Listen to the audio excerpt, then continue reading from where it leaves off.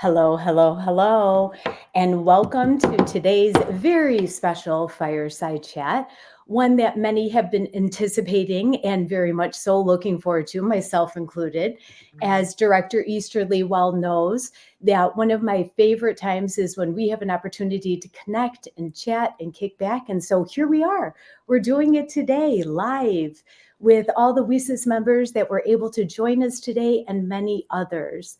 So for those of you that are tuned in to today's event, thank you for joining us and welcome. I'm Lynn Dohm. I'm Women in Cybersecurity, WiCyS, Executive Director. And the WiCyS organization is a 501c3 nonprofit with a mission to recruit, retain, and advance women in cybersecurity.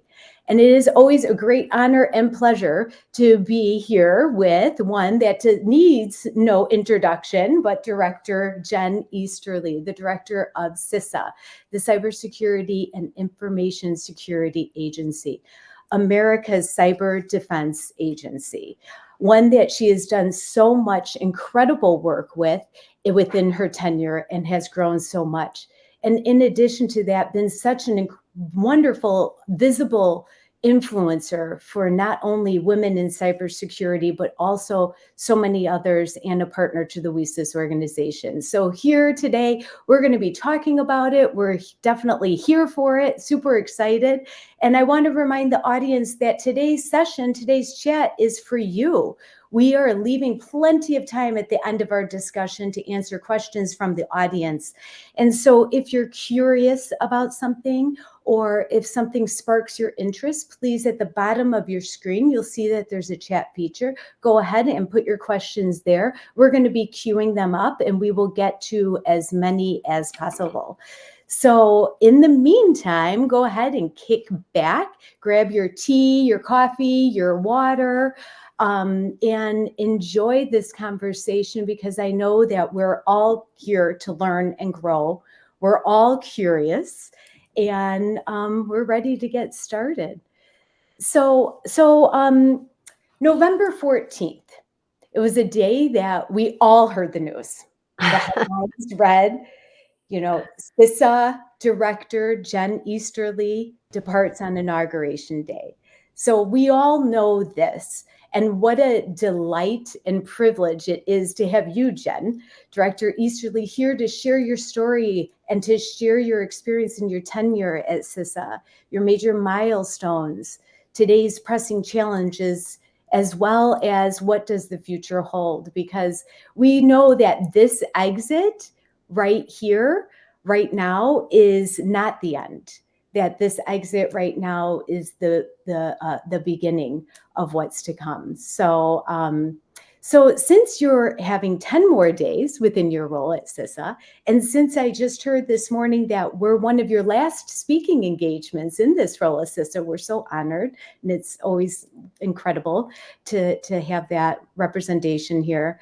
I want to go ahead and start off with a question about what's going on right now, because we're really keen to know that from your vantage point at CISA, what do you see as the most pressing challenges within the threat landscape? Yeah. Well, first of all, it's awesome to be here with you and to everybody in the audience. It's been such a joy to be able to partner with you personally, Lynn, and of course with WiCyS. So thank you for your leadership, your partnership, your friendship, everything that you have done, and everything that we've been able to do together. It really has been a joy. So leaving in 10 days on inauguration, which I'm a political appointee, and so all politicals provide their resignation. And it gives the new team an opportunity to put their own leadership in place. I mean, with respect to CISA specifically, of our now almost 3,400 federal employees, more than 2,000, which have joined since I came to the agency in July of 2021, the vast majority are what we call career civil servants. There's a very small portion of this agency that are politicals that will change out with the change of administration. So the good news is the work will go on. The operational focus will go on. Our efforts as America's Cyber Defense Agency and as the National Coordinator for Critical Infrastructure Resilience, all of that will go on. The partnerships will go on. And so while I may depart, we have amazing leaders to continue to carry the torch and to continue to execute the vision to be able to reduce risk to the critical infrastructure Americans rely on every hour of every day for water, for power, for transportation, for communication, for finance, really all of the networks and systems and data that power our daily lives. And so, in terms of the threats that we are focused on, that we have been focused on, that CISA will continue to focus on, it really is broadly those nation state adversaries, China, Russia, Iran, North Korea, and those cyber criminals that have been doing devastating damage to businesses large and small using ransomware. So those things will go on. I will say, though, that the preeminent, persistent, and most dangerous threat to our US critical infrastructure comes from China. And we've been talking about this for a while now. I actually testified about a year ago in front of the House China Committee about the threats that we were seeing from Chinese cyber actors, colloquially known as Volt Typhoon. And they were focused on burrowing into our most sensitive critical infrastructure to be able to launch disruptive or destructive attacks in the event of a major crisis in the Taiwan Strait. So this is a world where a war in South Asia, where China attempts to invade or blockade Taiwan, really is accompanied by attacks here in the US on our water systems, our power systems, our telecommunication systems, our transportation systems, specifically to incite societal panic, to deter our ability to marshal military might and citizen will. And so we have been working with critical infrastructure owners and operators for more than a year to help them identify these actors within their infrastructure, to eradicate them, and then to put measures in place to prevent them from coming back and prevent them from having damage. And that will continue to be a major effort. CISA is laser focused. We've stood up resources across our entire agency to focus on this threat. And certainly, even in the past couple months, we've seen other signs of Chinese cyber actors, others known as Salt Typhoon, which are focused on intrusions into telecommunications infrastructure, not for disruption necessarily, but for espionage.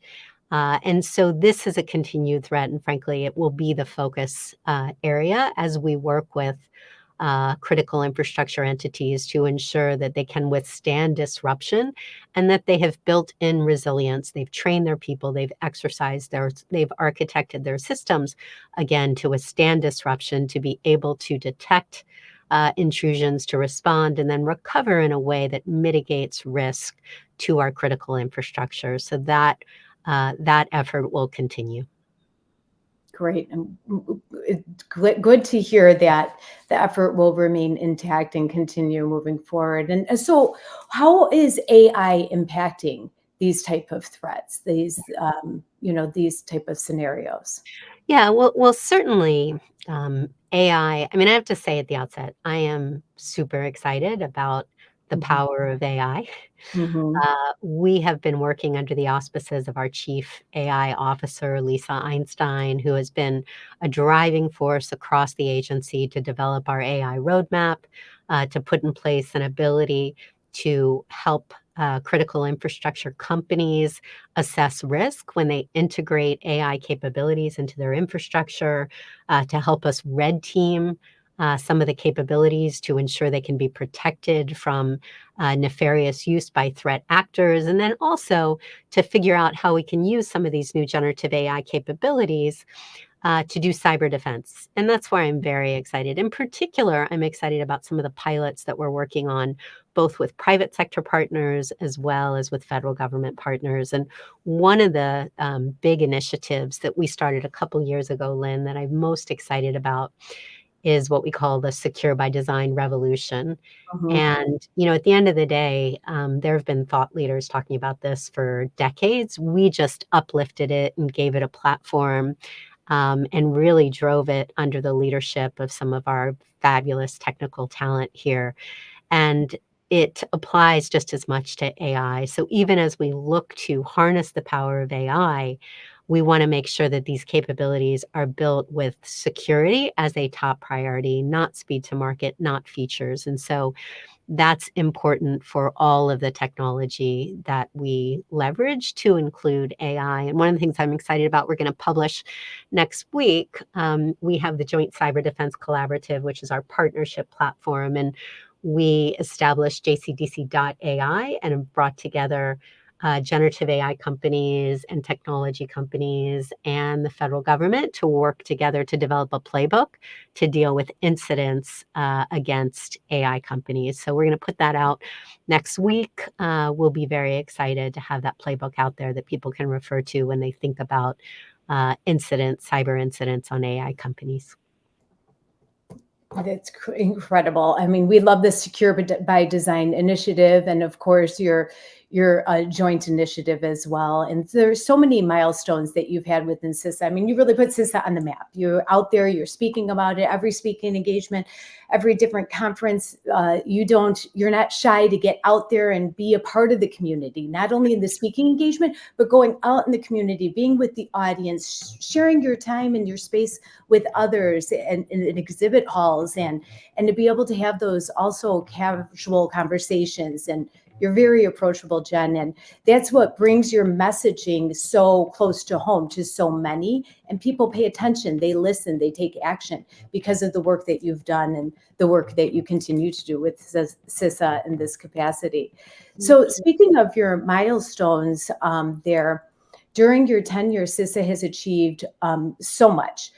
And those accomplishments that you mentioned are some that you're most proud of.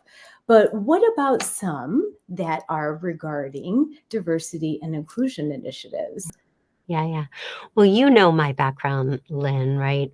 Just after my 18th birthday, I raised my hand to support and defend the Constitution and went off to the United States Military Academy at West Point. Now, I had known from a young age, my father was a Vietnam veteran who served, and I knew I wanted to serve in the military. I knew I wanted to go to West Point.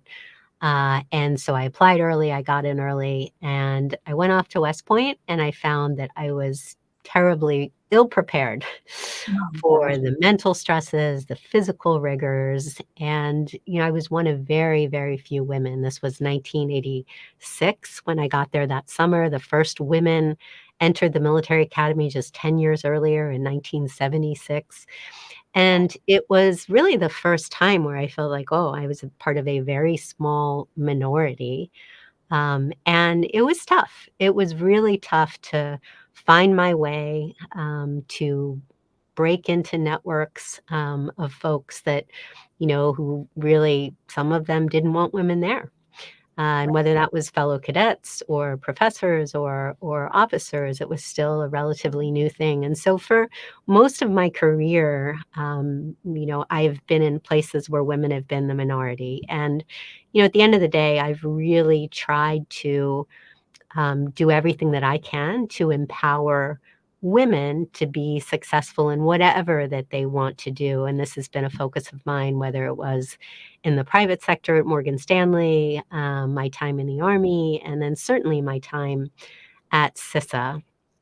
And to be clear, and you and I know this is not diversity for diversity's sake. This is diversity because it's the right thing to do to be able to leverage the enormous talents that people bring based on their different experiences, their different ways of looking at problems. It's that diversity of thought that we need to be able to solve our most challenging technical problems. And I've seen that my entire life, and mhm. that I firmly, firmly believe. And so it's been part of my charge here at CISA to really cultivate that sense of belonging where no matter your background, where you come from, you feel part of that team, and that really enables you to do your best. And so, at CISA, we're about 39% women.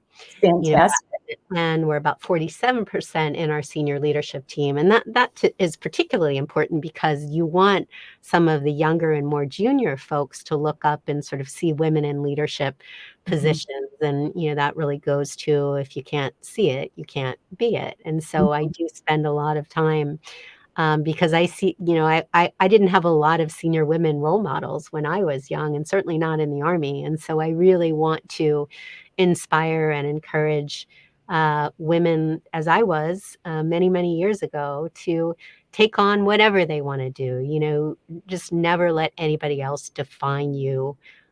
Or to tell you you can't do anything, or to give power to the naysayers. And so we are really a team that encourages everybody to feel a sense of belonging, to be a part of solving the most difficult problems. And, that's why I set that aspirational goal of 50 by 30. Yay. Yeah, and it is aspirational. I rolled it Yeah. out at the WiCyS Summit in 2022 in Cleveland, which was awesome. And look, who knows whether we'll get there, but you have to be aspirational in the goals that you set. And I firmly believe that it is the right thing to do to have that greater sense of diversity so that we can, again, bring that diversity of thought to solve the toughest problems, because we have some really tough problems in technology and in cybersecurity, and we need the best of folks across the board. Yeah, I agree. When we're always talking about, diversifying the workforce and building up the cybersecurity workforce, we also have to focus on peeling back the layers and building the foundation of inclusivity. And that's a place where diversity will expand.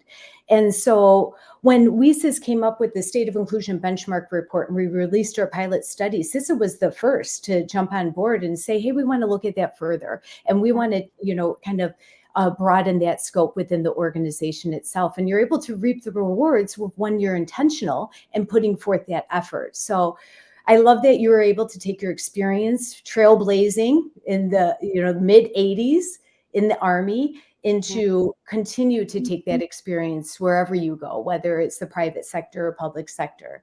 And of course, it was a great surprise to us and one that we were super proud of when you were at Cleveland in 2022 announcing the 50 by 30 initiative. We were like, right on. We were behind the stage. Like afterwards, I was like, yeah, that's Director Easterly up there. And she's saying the 50 by 30 initiative at WiCyS on the stage. So we've been taking that initiative to heart and pushing it forward as best as we can. And there's lots of work to be done, and there's lots of moving pieces in this space. And as you may say, it's aspirational, but we got 5 years to keep working strong at it. And so 100%.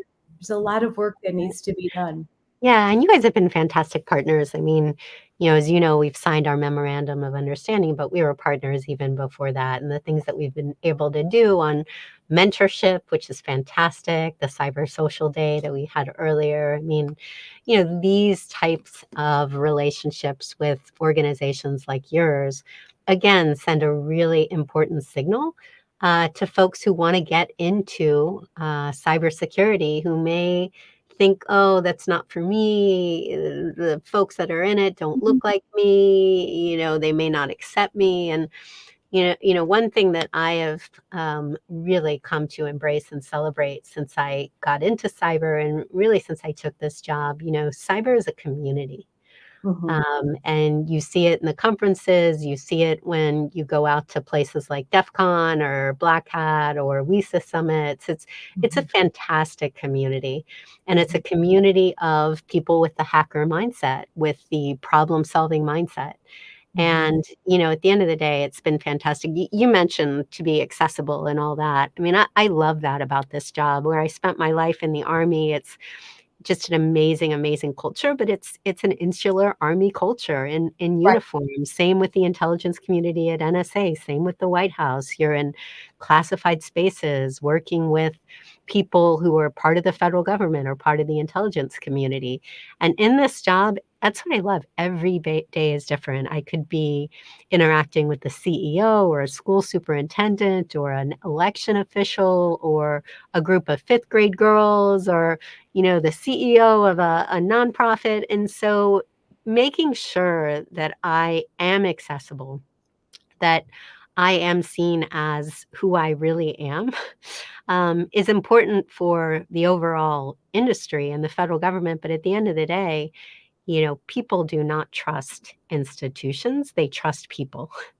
And Yes. so, in order to develop that trust, particularly for a partnership agency where all of our services and all of our technical talent can Mhm. be brought to bear in a voluntary way, we don't do any enforcement, we don't do regulations. So, it's all about having people who are really technical, but also people who are great to work with, who are collaborative, you know? And so building that and ensuring that we're all accessible to our partners and that people know we are here to help is just really important to the CISA ethos. Yeah.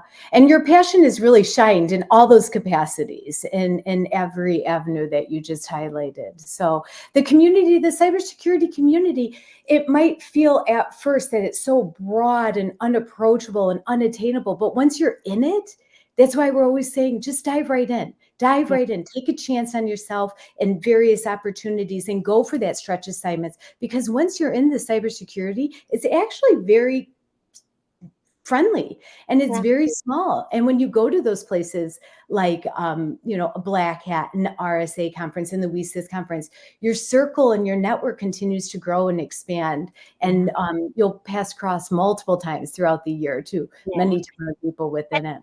And it's really, really important. And I think, the audience probably knows this, it's obvious, but it's worth stating.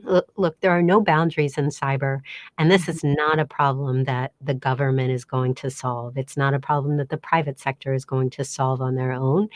We have to solve it as a community. This really is about the collective defense of our Mhm. nation, and cybersecurity is national security. But again, it's not something the government can do alone. So it is something we all have to come together, whether it's the government using our authorities and our technical talent to reduce risk, whether it's the private sector taking charge of cyber risk as a matter of good governance, whether it's the vendor space who are designing and developing products that are secure, whether it's, all of us from K through gray, making sure that we're practicing good cyber hygiene. That was the whole Secure Our World campaign that we launched last year, right? We all can play a role, whether we're deep in the cybersecurity industry or whether we just want to make sure that we are keeping ourselves and our families and our businesses safe online. We all have a role to play in this amazing world of cyber.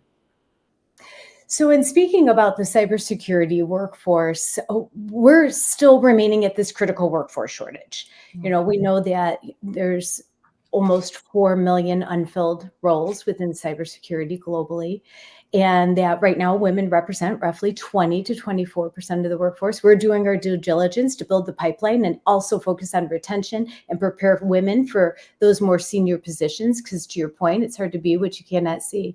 Yeah. But with your influence and with your role with CISA and with your incredible CISA team that we all love and adore, what have you done about this cybersecurity workforce shortage? And give us some insight about the work that you've been doing in that. Yeah.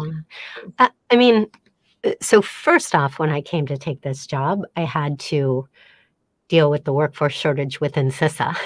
Yes. We were a very new agency. We had gone through a massive reorganization. We'd gone through the pandemic. We'd gone through a contentious election. But at the same time, we'd been given new authorities. We'd been given new budget. And so we actually were down about 1,000 vacancies when I came in. And so very early on, it was the first thing, understanding what was difficult about hiring talent, Mhm. almost doing a systems engineering diagram to figure out where were the places where it was taking an inordinately long time to be able to bring people on board, how the clearances played into that. And so worked through that so that we could bring on talent to add to our current talent that we were focused on retaining. Yeah.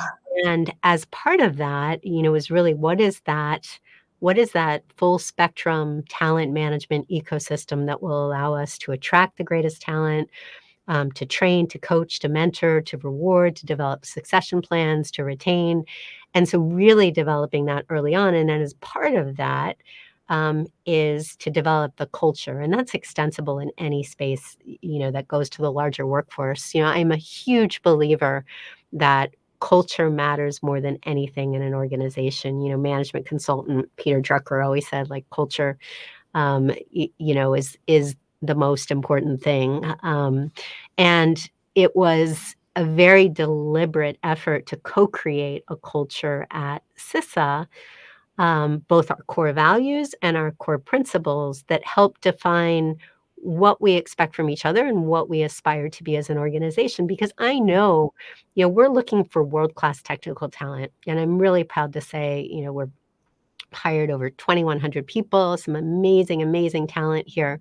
But Mm. these are folks who could go off and make a ton of money in the private sector.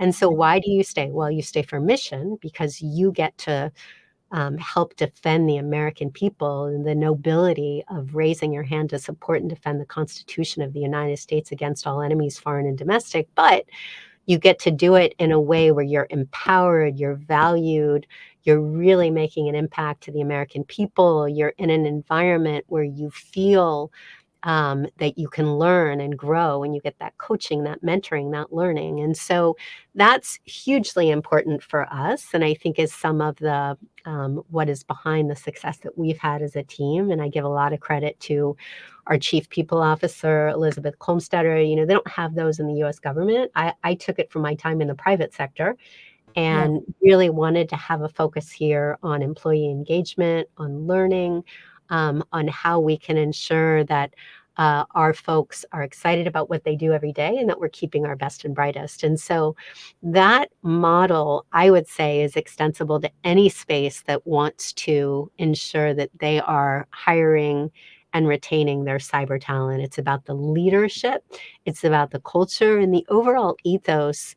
It's what I call, it's my personal philosophy of sort of ikigai, right? It's my tattoo. It's the intersection of four things: do what you love, do what you're good at, do what the world needs, do what you can be rewarded for. And that's really what you're looking to build: an environment where people are excited when they wake up in the morning, they like their teammates, they feel empowered and valued by their leadership, and they're making an impact every single day. And so that is a pretty simple but powerful model that I think all organizations can use to ensure that they are attracting, retaining, and investing in the talent that they need to be able to do their mission.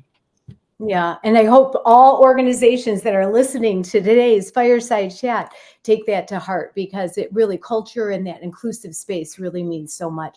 And the proof is in the evidence of the organization that you built up in 3 years and 7 months. To walk into an agency with 1,000 vacancies and to hire over 2,400 individuals, and to having those roles being filled like that in the capacity. And the CISA team, far and wide, no matter where we're at, they always have that energy, the enthusiasm, the passion that you bring forward. They have that as well. So Yeah. it really speaks volumes to your leadership. Yeah, I've got a great team. So blessed. Yeah, you certainly do. So where do we go from here? We've launched you've done so much work. You put CISA out there. You've been out there within the community. The 50 by 30 initiative. It's an ambitious goal. Do you think it's achievable by 2030? Yeah, I mean, I am a relentless optimist. I subscribe to the Ted Lasso school of philosophy, right? I mean, relentless optimism is a force multiplier, and if you it may feel like a stretch goal, but you have to set those aspirational goals and then put in place all of the things that will help you achieve that. And it's important, not only to ensure a more diverse workforce so that you have the best talent solving the hardest problems, but also, like, starting very young. It's why we also work with the Girl Scouts and Girls Who Code, and because you need young women, I mean, from, I like to say, kindergarten, who can see themselves in this field. And the other thing that that does is it helps to inspire people to know very early on, even as they're, given devices as little kids, to know how to protect themselves. And so, if we all understand what we need to do to protect ourselves, if everybody's playing a role, whether it's technology vendors or critical infrastructure companies, then we can help create a more defensible technology ecosystem, right? We're never going to get to perfect, but if you can create a defensible ecosystem, and, as I've said, um, very strongly, one of the key pieces is to ensure that the technology that we rely upon every hour of every day is as secure as possible. And that's not been the way it is for decades. It's been about incentives that drive speed to market and features. We need to ensure that technology is secure. And this is another space where I'm excited about AI. Because if you can use AI to help check code and refactor code so you can move from insecure code, memory unsafe code, things like C and C++, to memory safe code, things like Rust, I also think that that can drive down and make a big difference. So, like, ultimately, we may not need that many people in cybersecurity. So, we talk about the hundreds of thousands, millions around the world, but you can use tools like this. You can perhaps use automation that's coming in with AI to help do some of the things that we're looking for humans to do. So I think the landscape over the next, several years, even as we get closer to 2030, is going to change. And I think all of the things that the team has done to put the big ideas, as I like to call them, in place, whether that's secure by design or operational collaboration or corporate cyber responsibility or cyber civil defense. I think all of that will make a huge difference. For sure. So as we are looking at how can leaders and advocates continue to build on this foundation that you've established? We know the challenges that need to be addressed. We know that industry leaders and organizations like WiCyS and many others can help build the bridge and overcome those challenges. And you've touched base on a lot of the challenges, and we all are enthusiastic about utilizing AI in a tool of defense. But what can leaders and advocates continue to build on the foundation that you've already established as you're moving forward and moving into a different capacity? We still want to leverage this momentum and keep it going strong. So what do you recommend there? Yeah, I mean, I think just keep doing the work. I think we've laid a great foundation together to ensure that, as my t-shirt says, empowered women empower women. Love We it. all, right, leaders have a responsibility, whether it's men or women, to be great talent scouts, Yeah. and sometimes you are you're drawn to people who look like you. And I think it's important for us all just to be looking to talent wherever we find it, and just to know that people who come from different backgrounds, different school systems, who have different experiences really will build a stronger, more robust, better connected, but more effective community. And we just need to recognize we need to keep doing the work. It's not always glamorous. It's very rarely easy, but making sure in particular that we can attract the greatest talent, particularly in organizations like mine that have that responsibility to protect and defend critical infrastructure. But it's up to all of us as leaders. I mean, being a leader is challenging, but it's not rocket science. It comes down to leading by example, ensuring that you are never asking people to do things that you wouldn't do, being out there, I would say in the Army with the troops, and then leading what I call by the platinum rule. And, we talk about the golden rule, treat others as you want to be treated. Platinum rule for me is treat others as they want to be treated. And it's very much predicated on taking the time Mhm. to understand your folks, where they come from, their background, their motivations, their aspirations. Because again, at the end of the day, that's how you're able to harness the power of the workforce.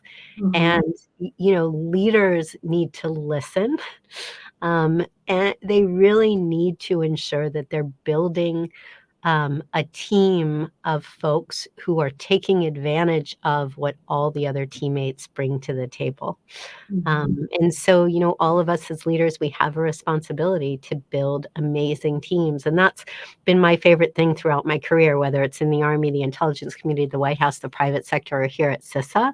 The power of building amazing teams with trust, with mission focus, with empowerment, and with the kind of culture, again, that's the aspirational culture that's rooted in collaboration and innovation and empowerment and ownership and inclusion. That really is the key to success in any sort of field. So, what kind of guidance as you step out and transition out of this role to the future leader of the CISA organization? Yeah, well, they haven't named the person, and frankly, just as I've kept up with and had a great relationship with my predecessor, I would Mhm. offer, whatever I can to help, my successor. Certainly, when I leave, we'll have, our career leadership that will be in place, and I'm sure the next person will wanna put their own mark on the organization. The thing that I would say is, look, cybersecurity is not a partisan political issue. At the end of the day, the big ideas around safe technology, the secure by design technology, around secure our world, the cyber hygiene from K through gray, the work that companies need to do to keep their shields up and embrace cyber risk as a fundamental business risk. The ideas behind operational collaboration between industry and international partners and the federal government and state and local partners, none of that is political or partisan. Right. We as America's Cyber Defense Agency, our authorities are really about how we catalyze those trusted partnerships using our incredible technical talent and our no cost services. And so I would hope that whoever comes in recognizes that this team is an amazing team, that it's amazing talent, Mhm. and helps to drive forward working with our federal partners in a whole of nation approach to drive down risk to critical infrastructure. Well, they're stepping into an amazing agency that you have built the foundation well. It's solid, it's substantial, and so hopefully that will make the transition in the role for the next director much easier. Yeah, I mean, they've got a lot to look forward to. It's the greatest agency ever, and I look forward to seeing how the next team takes it to the next level. And so what about you as you're moving forward? You continue to align with your passion and your mission of empowering women in cybersecurity. How does that look for you in the future? Yeah, well, I'm always going to be involved somehow in cyber and technology, and always involved in empowering women to be successful in whatever field that they choose. Certainly a passion of mine. I don't know what I'm doing next. I am probably going to take a little bit of time off. To spend with family, and then probably look at a bunch of different things. I'll want to continue to do speaking, maybe a little teaching, who knows? But I am looking forward to the next exciting phase of my life. I grew up in the Army where, frankly, you switch your duty station like every 3 years, you switch a job every 1 to 2 years. So that's sort of been the story of my life, is moving on from role to role after 3 or 4 years. And it's been a joy to be able to take on new challenges, meet new people, learn new things.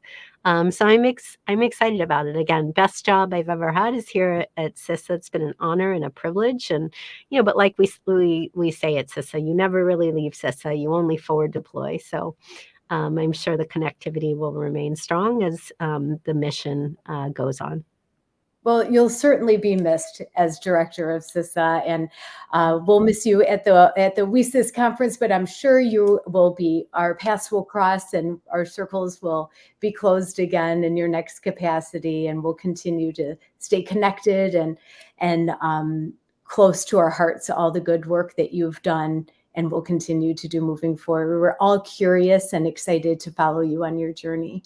Thank you. So I'm going to go ahead. I know we have a lot of questions that have been coming in, and I want to give this opportunity the next 20 minutes for the audience that has joined us today. Love So it. we have a question here is, can you share some of your most memorable moments that you'll look back at fondly when you reflect at your time at CISA in the coming years? Oh my gosh, there's so many. It's hard to pick one or two. I will say, one of the really cool things, that was an awesome day in Cleveland. It really was. I had spent time with some of our folks who are our cybersecurity advisors, our protective security advisors out in Ohio. It's been one of the coolest things is building our field force. Mhm, We have now almost 3,400 people at CISA, but a ton of them are out in the field. And that's because we need to meet our partners where they are.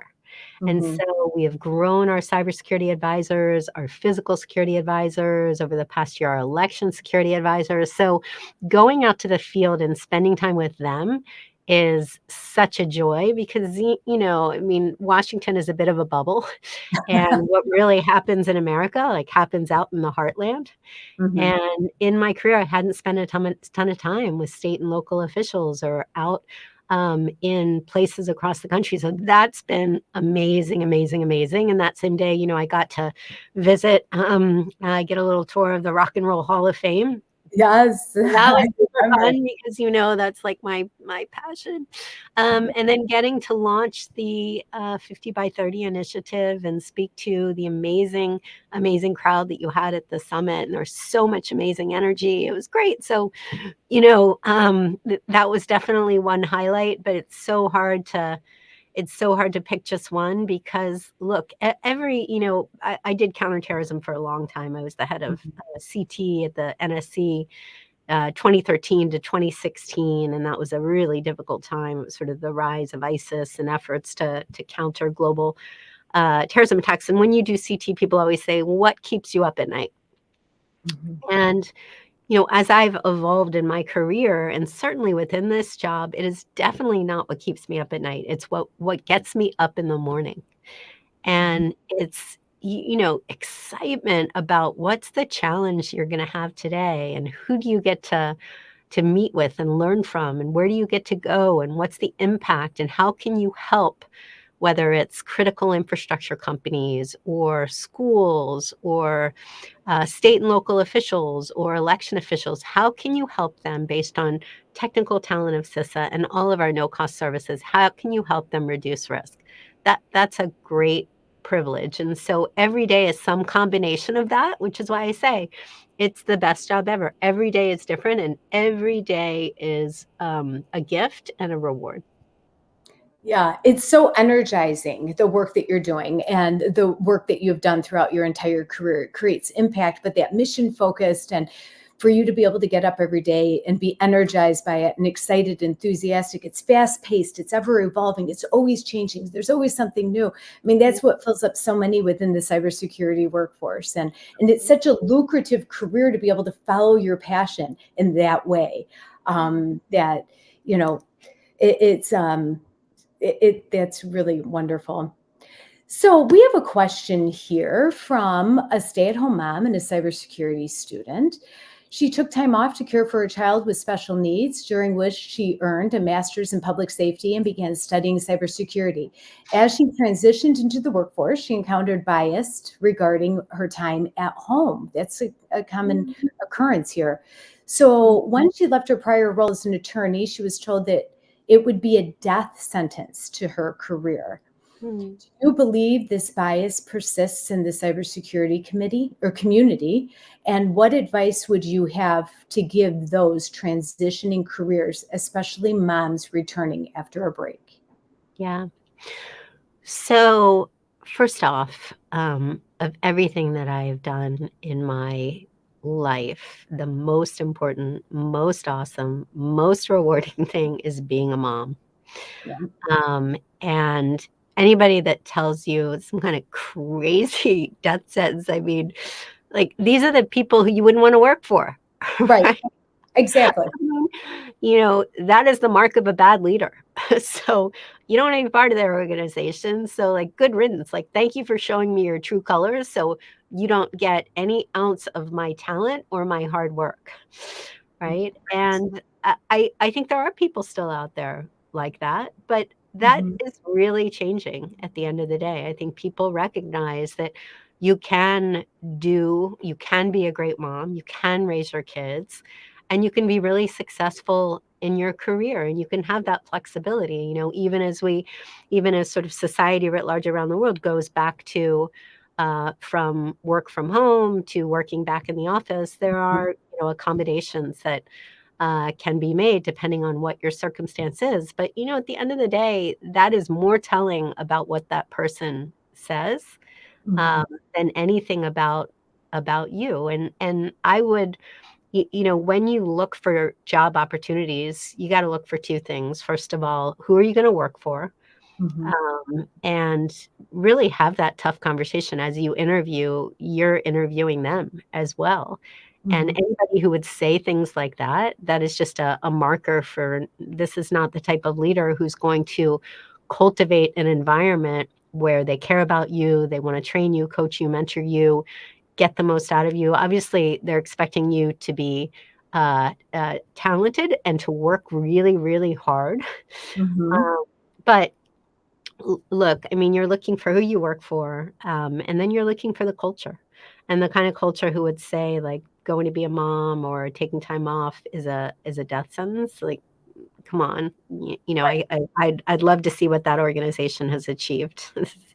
sounds Yeah, and sounds you want their culture so that everyone shows up as their true authentic selves. And we there's families that we yeah. have. So, Yeah, yeah. I mean, some of them do, some of them don't, and at the end of the day, they're different cultures, and you gotta find what's the right fit for you, and I'm pretty confident that there are, opportunities out there where people realize that having a family, being a mom, maybe you can't do it all at the same time, but Mhm. you can do it all and make those accommodations in a way that you can still be successful in the workforce. Great. So another question says, Jen, your public engagements have been so vast and effective. It seems as though you made this role into what you needed it to be effective. I agree. Can you offer any lessons learned to us who are also working to shape our roles to what we believe fits us better in order to be the best participants we can in the cyber community, in cybersecurity? Yeah, thanks for that. I mean, the truth is, it's like hard won. When I started off at West Point, as I said, I was one of very few women, and to be successful, I felt like you had to be you know, run faster, stronger, shoot more accurately than the guys to be taken seriously. And so you almost sort of put on this kind of bulletproof vest to be one of the guys. Mhm. And ultimately, as I evolved in my career, I realized that was not a good approach for me because it really was corrosive to who I was, my authenticity, my ability to really be myself. And people like, oh, authenticity, but at the end of the day, it's just you. When you can be who you are, you're going to be your best self because you're not always trying to play this role or put this mask on. It really is what you see is what you get. Right. And I really think people respond to that. People, in this job, as I said, we're a voluntary no cost agency. People don't trust institutions, they trust people. And people Mhm. are not going to trust people if they think you have a hidden agenda, if you are fake, if you're a poser. Mhm. People want to really believe that they are having a real conversation with you. And so I have evolved into a space where I'm kind of unapologetically myself. Mhm. And And that's what we love. yeah, and I think when, for example, as you know, I lost my little brother to suicide, and it took a while before I started talking about that, a long time, frankly. Yeah. And once I started talking about it, it was really when I was in the private sector, it was, first of all, like, such a relief to be able to have that conversation and to share that. Mhm. But it also really showed me that when you are talking about some of these hard things, sharing these stories, sharing that vulnerability, that goes out into the world and you get so much back from people. And I think it's really been the key to success here as we've tried to build this agency, as we've tried to attract and retain great talent, as we've tried to develop trusted partnerships, is people look at, again, who sets the tone, who sets the vision, who sets the culture, and are they the kind of person that I want to work with? Obviously, you want somebody who works really hard and who is technically talented, but you also want to work with somebody who's a good person, who you trust, who's collaborative, who really wants to work together to be helpful. And so, again, it was not, it took a while to get to this place in my life. And I think sometimes it takes a while, particularly for women. You may not feel comfortable in your own skin until you're, 30, 40 years old. But the sooner you can get to that, I think the better. The other thing that I would say is, at the end of the day, life is short. You only live once, but if you do it right, once is enough. And so you got to treat every day as sort of an opportunity to, be happy, spread joy, be successful, be impactful. And you're only really going to be able to do that, in my view, if you can kind of tap into what makes you you. Yeah.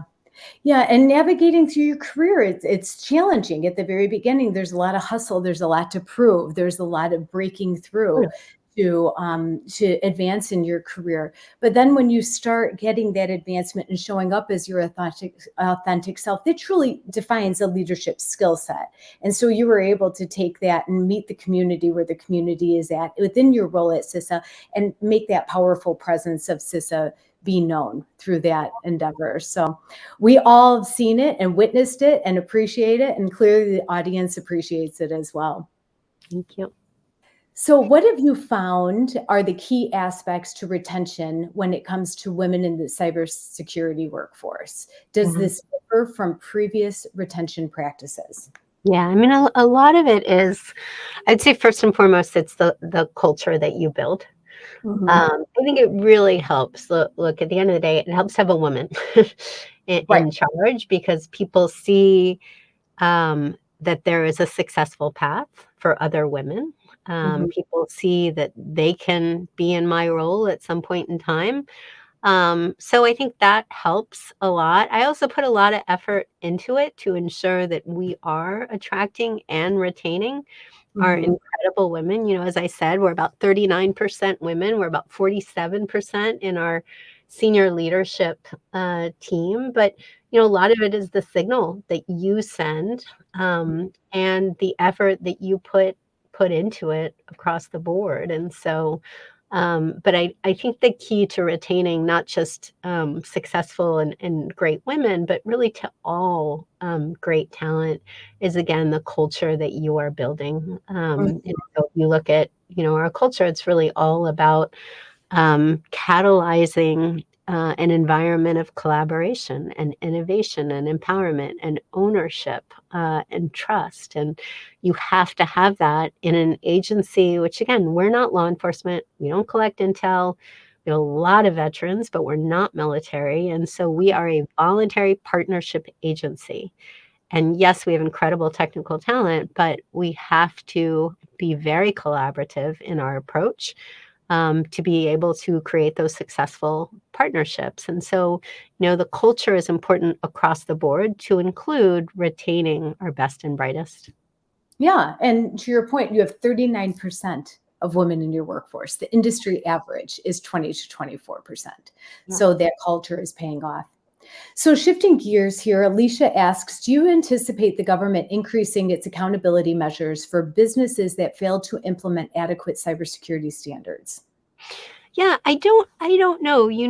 It's hard to tell what the big priorities will be. I think certainly, we're on the defensive side. I think certainly from what I've read, there will be a lot of focus, which I think is good, on making sure that we are holding our adversaries like China at risk using some of the offensive capabilities. And I was part of the group that helped to stand up U.S. Cyber Command, so I've been on that side of it. But I do think that there will really be a drive to ensure that we are using all elements of national power. I do think part of that, very importantly, will be ensuring that technology vendors are focused on designing and testing and developing and delivering products specifically focused on driving down the number of exploitable flaws. Why is that so important? Because whether it's PRC cyber actors or whether it's ransomware actors, rarely are they using exotic 0 days. In Mhm. the vast majority of cases, they are using known flaws and defects, known public vulnerabilities to be able to exploit our infrastructure. And that's because of decades and decades where we've normalized the fact that technology comes to us full of flaws, full of defects. So, how do you deal with this? One of the things that I think is important that should be looked at is this idea of a software liability regime. If you look at some of the contracts you sign as a company when you acquire technology, it essentially says you are signing for this product and it is entirely at your own risk. Like, go look at the contract language. And Right. that's crazy. You wouldn't buy a car entirely at your own risk. You wouldn't get in an airplane entirely at your own risk. Yet the software that we rely upon every day that now powers our daily lives in this highly digitized world, we are accepting largely entirely at our own risk. And that just cannot be the way it is. And so the idea of a software liability regime that's rooted in an articulable standard of care, but has safe harbor provisions for those technology vendors that innovate responsibly. I think that's important. In the interim, we're very focused on leveraging our voluntary model and our communications platform through things like our Secure by Design pledge. If you haven't seen our Secure by Design webpage, I'd encourage you to go there. The pledge now has about 260 companies that have committed to it and to making progress on 7 key Secure by Design areas, whether that's implementing multi-factor authentication, whether that's getting rid of default passwords, putting a memory safety roadmap in place. But so, companies were starting to move in that direction. And this, again, is where I'm excited about the use of AI. But I do think that will make a difference, just given the fact that our adversaries are very often using the same vulnerabilities over and over and over again. And we just can't create a defensible technology ecosystem if we allow that to continue to occur. Right, right. So, one of our last questions here is, as a mission driven leader, what advice would you give to women who aspire to follow in your footsteps to lead on cybersecurity on behalf of their country and internationally? Yeah, I mean, again, going back to sort of being a leader, being a leader is a privilege and a burden. Um, Mhm. it's what I love to do. I love to be able to build and lead amazing teams to tackle some of our most difficult problems. But you have to be willing to get in the trenches with your troops, if you were. You have to lead by example, and you have to, in my view, be very much recognize that you are serving your team, being a servant leader, whether it's your team or your partners. And I do think this idea of being accessible to your team Right. and to your partners is really important. I mean, the truth of the matter is, I'm the head of a federal agency, and so sometimes people are really surprised that I'm not walking around in, a suit with a big security team. You know, Mhm. and at the end of the day, what I want to do is really be part of this community so I can help drive progress in this community. And being accessible is really, really an important part of that, frankly. And so I think being accessible, being transparent, being responsive, being Mhm. humble, I think is also important. Humility is recognizing that not one person can solve a problem, but all of us together. And when you talk about the international space, like some of our greatest partners and some of the most fun experience that I've had is working with some of our international partners, whether it's in England or Canada or in Australia, or whether it's in Singapore or in Europe. And, that bringing together the power of the cyber defenders around the world, again, is really about how do you build trusted partnerships? You build trust by ensuring that you are accessible, that you are transparent, that you are responsive, and that you bring your best to every single day. You may not always succeed, but look, you're gonna fail. It's fine. Just deal with that adversity and be resilient. And this entire webinar is threaded with gems of leadership advice and knowledge and just a wealth of experience that you were able to bring forward to everyone that has joined us here today. We're so grateful that everyone took the opportunity to join Director Easterly in today's conversation. And thank you, Director Easterly, for Yeah. your leadership. Thank you for your service to the United States of America. We appreciate your partnership, and you're such an inspiration to so many women and beyond. And I say this with all of my heart, is that we are going to miss you as director of CISA. But we also know that resilience is part of the area that we're here to focus on. And although the path may be changing, we know that the journey is something that we're looking forward to ahead. So we'll be keeping an eye on you, on the CISA agency and the organization that it is. And do you have any last thoughts that you would like to leave with the audience with? Well, first of all, I just want to thank everybody for tuning in. I want to thank you for your leadership, your partnership, your friendship. And really to assure everybody, the vast majority of this agency is staying in place, and we will be very focused on continuing to do everything we can to understand, manage, and reduce risk to the cyber and physical infrastructure Americans rely on every hour of every day. And the way we do that is by catalyzing trusted partnerships as America's cyber defense agency. So it's been my greatest privilege and honor to be the director here, but also to be able to be part of this incredible community um, that is really focused on helping to defend America from some of the most serious threats. So gratitude, admiration, respect, and all the love. Thank you so much, Jen. Thank you again for being here. We really appreciate everyone for joining us today. And we'll see you on the other side. Take care. Awesome. Thanks, my friend.